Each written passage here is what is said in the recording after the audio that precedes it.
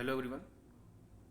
In the last class, we have done about the insurance and basically the reinsurance and double insurance concept. I hope कि आपको clear हो चुका होगा. So in today's class, we are going to discuss the proposals to policy. जब भी insurance policy अगर customer को offer की जाती है या फिर कस्टमर किसी पॉलिसी में एंटर लेता है या कॉन्ट्रैक्ट इंश्योरेंस कॉन्ट्रैक्ट में एंट्री करता है, सो उसको कौन कौन से डॉक्यूमेंट्स या कौन कौन सी प्रोफाइल्स वहाँ पे प्रेजेंट करनी होती है in that case. So regarding proposal to policy, let's understand कौन से उसमें पॉइंट्स कवर अप किए जाते हैं. Proposal is a comprehensive term and includes the proposal. Proposal means the kind of offer and acceptance जो कि बेसिकली एक insurance contract में होता है. ठीक, offer from the side of the insurance policy and acceptance from the side of the policy holder. The agents report, अगर दोनों के कोई एजेंट्स वहाँ पे हैं, ठीक, अगर इंश्योरेंस कंपनी का कोई एजेंट है देन उसकी रिपोर्ट, और अगर जो पॉलिसी होल्डर है, अगर वो कोई कंपनी है जो पॉलिसी होल्डर है, it is operating as a company, तो उस कंपनी का एजेंट भी वहाँ पे होना चाहिए और उसकी रिपोर्ट जो होगी वो भी वहाँ पे फाइल अप होनी चाहिए. Medical report of the person जिसका इंश्योरेंस करवाया जा रहा है. द मॉरल हैज़ार्ड रिपोर्ट भी वहाँ पे होनी चाहिए कि मॉरली एक पर्सन को लाइक अगर वो कोई लॉस सफ़र कर रहा है, सो मॉरली वो कितना ज़्यादा वहाँ पे परेशान हुआ है या फिर मॉरली कितना ज़्यादा वहाँ पे वो डिस्टर्ब हुआ है उस पर्टिकुलर डैमेज से. ऑल स्पेशल रिपोर्ट्स, इसके अलावा बाकी कोई अगर खास रिपोर्ट है उसको भी आप प्रेजेंट करेंगे under the proposal to the policy. Proposal form is the most important and basic document required for the insurance contract between the insured and the insurance company. ठीक है, सबसे ज़्यादा इम्पॉर्टेंट एस्पेक्ट है किसी भी इंश्योरेंस कॉन्ट्रैक्ट का, क्योंकि जब भी इंश्योरेंस कॉन्ट्रैक्ट में एंटर करेंगे सो प्रपोजल जो होगा आपको प्रेजेंट करना ही रहेगा वहाँ पे.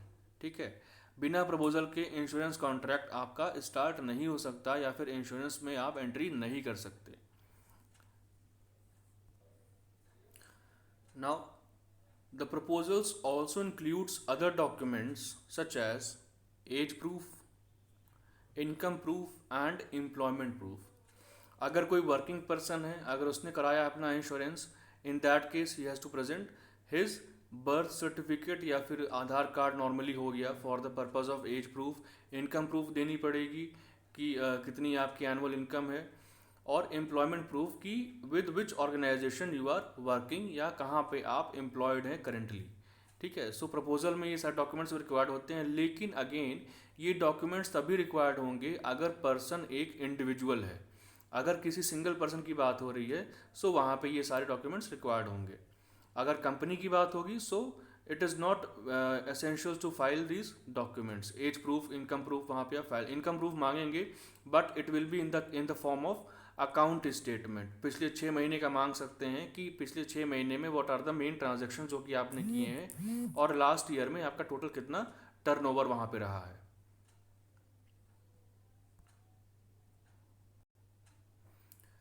Now next is over insurance. ठीक, ओवर इंश्योरेंस जैसा कि नाम कह रहा है ओवर. ठीक, इसका मतलब क्या हुआ कि अमाउंट जो होगी आपकी वो कहीं ज़्यादा होगी as compare to the actual value of the subject matter. जिस चीज़ का इंश्योरेंस करवा रहे हैं, ठीक है, जिस भी सब्जेक्ट मैटर का इंश्योरेंस करवा रहे हैं, whether it is your good इधर और योर हाउस या आपकी मोटर कार हो गई या बाइक हो गई, जिस भी चीज़ का इंश्योरेंस करा रहे हो उसकी वैल्यू कम होगी as compare to the insured value.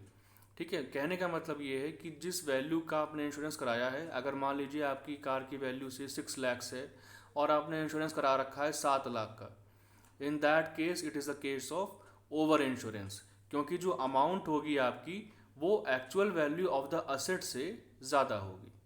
इसी का अदर केस क्या हो जाएगा, अंडर इंश्योरेंस, जहाँ पे एक्चुअल वैल्यू जो होगी एसेट्स की वो ज़्यादा होगी as compare to your insurance amount. ठीक है, जो भी आपका इंश्योरेंस अमाउंट होगा वो कम होगा as compare to the actual value of your asset. ठीक, so it is the case of over insurance and under insurance. Over insurance में इंश्योर्ड अमाउंट ज़्यादा होगी और अंडर इंश्योरेंस में इंश्योर्ड अमाउंट कम होगी. ठीक है. Now next is underwriting of risk. In case of underwriting, इसके पहले अंडरराइटिंग अगर आपने कभी सुना हो तो it is used in the terms of shares and bonds, जहाँ पे स्टॉक एक्सचेंज में डील करने के लिए यू रिक्वायर सम अंडरराइटर्स। ठीक है, या फिर किसी कंपनी में अगर शेयर्स आपको बिकवाने होते हैं सो अंडरराइटर्स वहाँ पे काम आते हैं। अंडरराइटर्स बेसिकली कहते क्या हैं कि वी टेक अ गारंटी कि आपके सारे शेयर्स हम बिकवा देंगे इन द मार्केट। ठीक है, मार्केट में सारे शेयर्स हम सेल करवा देंगे, हम इस बात की गारंटी आपको देते हैं। And those persons are called as underwriters.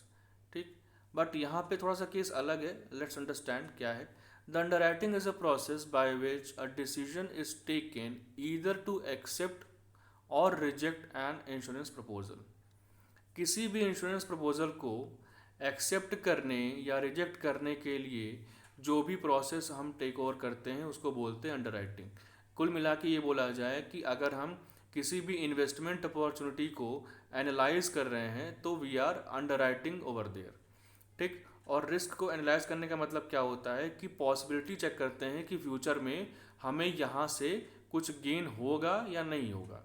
ठीक है, we are checking about the future possibility that either in the future we are going to lose or going to earn profit from a particular project. So यहाँ पे we are taking a complete analysis of the available projects. Only the proposals which are favorable and advantageous to the insurer are accepted and others are rejected. जाहिर सी बात है कि जो भी उसके पास जो प्रोजेक्ट होंगे, जो प्रपोजल्स होंगे, अगर उसको लगता है कि बेनिफिशियल है फ्यूचर में जाके, so he will accept that project. ठीक है, और बाकी प्रपोजल्स जो होंगे वो रिजेक्ट कर दिए जाएंगे। In the words of Mehr and Cammack, underwriting is the process of accepting और रिजेक्टिंग रिस्क, मतलब प्रोस्पेक्टिव इंश्योरेंस। इंश्योरेंस मतलब यहाँ पे वही मतलब हो गया कि इंश्योरेंस प्रपोजल्स जो होंगे आपके पास, आप उनको एक तरीके से एनालाइज करेंगे, और प्रोस्पेक्टिव मतलब होता है कि फ्यूचर टाइम पीरियड में जो चीज़ें आपकी एप्लीकेबल होती हैं। सो जितने भी इंश्योरेंस प्रपोजल्स आपके होंगे उनको आप एनालाइज करेंगे as per the future prospective, as per the future profit और गेन, प्रॉफिट और लॉस, और उसके बाद से you will just cancel out the inappropriate or the loss proposals. ठीक है, और जो प्रॉफिटेबल वाले होंगे उनको आप सिलेक्ट वहाँ पे कर लेंगे। इस पूरे प्रोसेस को क्या बोलते हैं? It is called as underwriting of risk. Now next is your insurance term, जिसको बोलते हैं assurance. The term assurance is applied to all the contracts where the risk insured is certain to happen but the time of its happening is uncertain. ठीक है, जहाँ पे आपको ये पता है कि जिस चीज़ के लिए इंश्योरेंस कराया जा रहा है दैट पर्टिकुलर इवेंट जो है वो होगा ही होगा, लेकिन जो टाइम उसका होगा, जो टाइम फ्रेम होगा, वो हमको पता नहीं है वहाँ पे। ठीक है, so you are just getting a kind of assurance कि आपको पेमेंट तो मिल जाएगी, लेकिन जो टर्म होगी, जो टाइम होगा पेमेंट का, वो अनडिफाइंड होगा। इस केस में just take the example of accidental insurance, कि एक्सीडेंटल इंश्योरेंस को कवर अप करने के लिए you are paying the premium according to your times. ठीक है, जैसे मंथली प्रीमियम पे करना है या फिर हाफ ईयरली प्रीमियम पे करना है, आप पे करते जा रहे हैं, लेकिन आपको ये नहीं पता है कि जो भी एक्सीडेंट होना है वो कब होगा और उसकी पेमेंट जो होगी, जो इंश्योरेंस अमाउंट होगी, वो कब मिलेगी। ठीक है, so it is a kind of assurance. यहाँ पे आप एश्योर्ड हैं कि आपको पेमेंट मिलेगी, but time limit is undefined, time period जो होगा उसका अनडिफाइंड है वहाँ पे। Thus the risk insured against death is contract of assurance.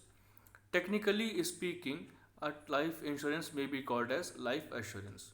ठीक है, यहाँ पे इन्होंने लाइफ इंश्योरेंस का एग्जांपल दे रखा है कि अगर लाइफ इंश्योरेंस की बात करें, लाइफ इंश्योरेंस पॉलिसी की बात करें, सो वहाँ पे जो डेथ के लिए होता है इंश्योरेंस, यानी a particular life of the person, उसके लिए हम इंश्योरेंस करवाते हैं, लेकिन जो टाइम है, जो टाइम पीरियड है डेथ का, वो वहाँ पे अनसर्टन है, अनडिफाइंड है, हमको नहीं पता है। So it can be called as assurance policy या फिर life assurance. It can also be called as life assurance. So assurance is the particular phenomena जहाँ पे the time is undefined but the event is defined, कि event वहाँ पे होना ही है लेकिन टाइम आपको पता नहीं होता है।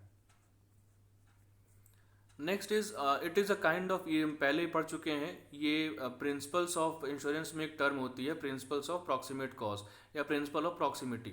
ठीक है, प्रॉक्सिमेट कॉज का मतलब बेसिक क्या होता है, let's understand. The active and the efficient cause that sets in motion a train of events which brings about a result without the intervention of any force started and working actively from a new and independent source। बहुत ही technical definition है, ठीक है, समझो क्या कहने का मतलब है।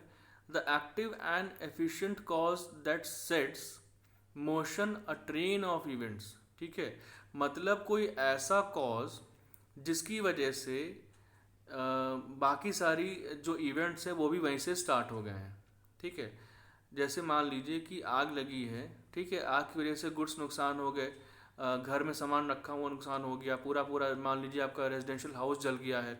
ठीक है, so it is a train of events, it is a set of events जो कि होते जा रहे हैं because of fire without the intervention of any force started.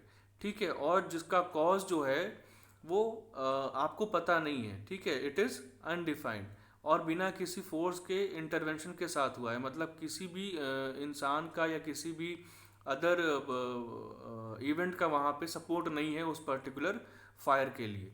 And working actively from a new and independent source. ठीक है, और उसका सोर्स जो है वो खुद ब खुद वो वहाँ से निकली है, वो फायर अपने आप जनरेट हुई है वहाँ पे।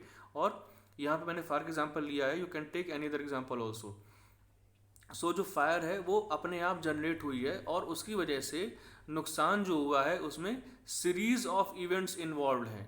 मतलब फायर की वजह से गुड्स का भी लॉस हो गया, रेजिडेंशियल हाउस का भी लॉस हो गया, फार्मिंग लैंड का भी लॉस हो गया। तो there R series of events जहाँ पे वो नुकसान हुआ है। इसको बोलते हैं क्या, प्रॉक्सिमेट कॉज।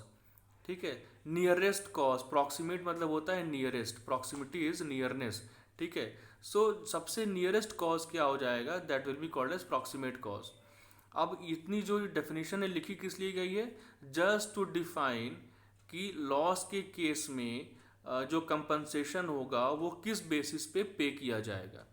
मतलब जो भी फायर लगी होगी या जो भी मान लीजिए कोई अदर अगर कोई अलग अलग से कोई घटना घटित हुई है, ठीक है, सो वहाँ पे कितना ज़्यादा लॉस हुआ है और किन किन चीज़ों का लॉस हुआ है और जिसकी वजह से लॉस हुआ है उसका एक अपना इंडिपेंडेंट सोर्स होगा।